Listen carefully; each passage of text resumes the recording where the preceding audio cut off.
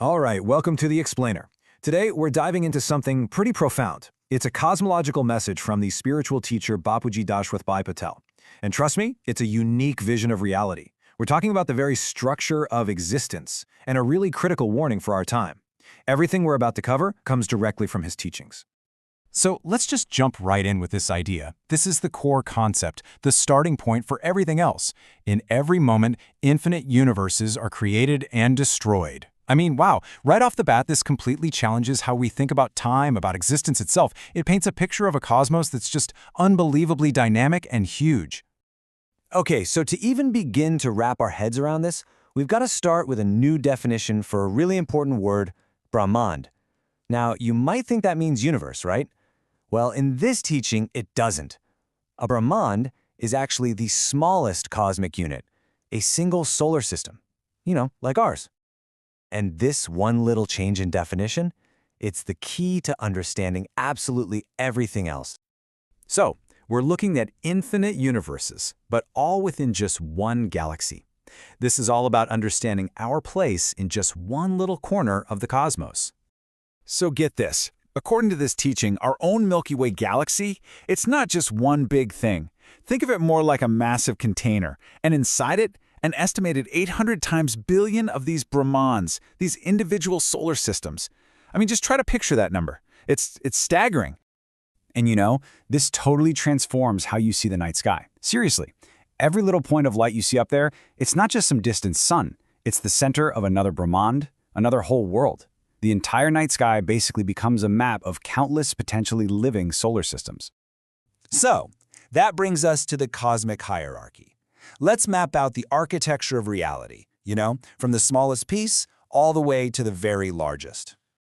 So, how does this all fit together? Well, it's described as this incredibly structured cosmic architecture. It's not just a random mess of solar systems, it's a nested, layered reality. And the hierarchy is super clear. You start with the Brahmand, the single solar system. That's step one. Then billions of those make up a galaxy.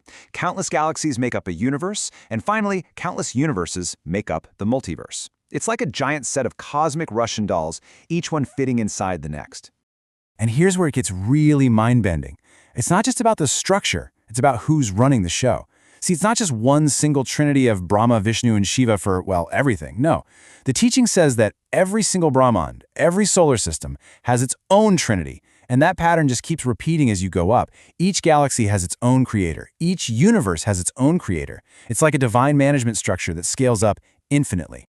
Now, this entire cosmic structure, it's not just sitting there. It's alive. It operates in these huge, unimaginable cycles of creation and destruction. Let's talk about pralaya, the cosmic breath of time.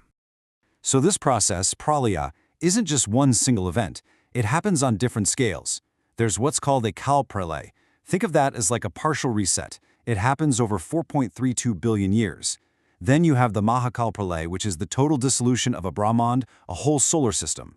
And bigger still is the mahapralay. That's when an entire galaxy, with all its billions of solar systems, dissolves. We're talking about timescales that just completely dwarf anything we can imagine. Okay, so we've got these ancient repeating cycles of creation and destruction, right? It's been happening forever. But here's the crucial point, the real heart of the message. The source says that this time, something is different. Something entirely new has emerged, a danger that has never, ever been seen before in the history of the multiverse. And here it is. This is the central, absolutely startling claim. In the entire history of the multiverse, this is the first time nuclear weapons have been made. Let that sink in. Not just on Earth, not just in our galaxy, but across all of existence, throughout all of time, this has never happened before. And what this means is that the very nature of conflict has fundamentally changed. Think about ancient wars like the Mahabharata. It was face-to-face, swords and arrows. It was about destroying bodies. But modern warfare with atomic weapons? That's anonymous annihilation. And the danger, according to this teaching, isn't just about destroying physical bodies anymore. It's about the potential to damage the soul itself in its subtle form. That's a whole different level of destruction. Now, why is this happening? Well, according to this teaching, it isn't just a failure of humanity. It's not purely a human impulse pushing us towards the brink. The message is that there are unseen, malicious entities, forces if you will, that are actually influencing world leaders, pushing them to press that button for their own destructive reasons. So we have this completely unprecedented threat. But there's also a unique solution. And it's not what you might think. It's not political. It's not military. It's spiritual. It's a call to awaken.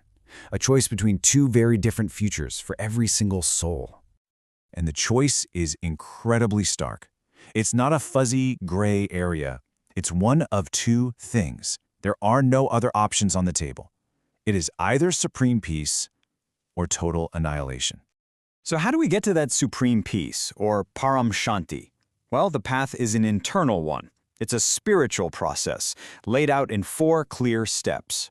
First, you awaken to your true identity, that you are a soul, not just a body. Second, you realize your original, formless nature.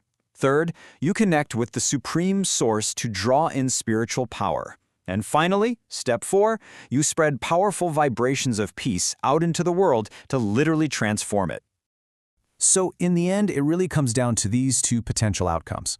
On one side, you have annihilation, which is what happens if there's inaction, if those destructive forces win. And on the other, you have transformation, which is the result of a collective spiritual awakening. The future of our world really hangs on which path enough of us choose to walk. And this isn't something for the distant future. This is the really critical part of the message. The speaker is very clear that this destruction was actually planned for 2018. It's only on a fragile hold right now, postponed. So the time to make this choice, it's not just coming, it's running out, fast. So it couldn't be clearer. As the saying goes, either there will be Param Shanti or there will be Pralaya, supreme peace or total dissolution. There's no third option, no middle ground. That's the choice. And that's where we'll leave this explainer, with this final question posed by the teacher. It asks us to look past all of this, past the crisis, and to think about our own spiritual home, our true origin. Your true home is not of this world. Are you ready to go back? It really is a question of who you are, and if you're ready for what's next.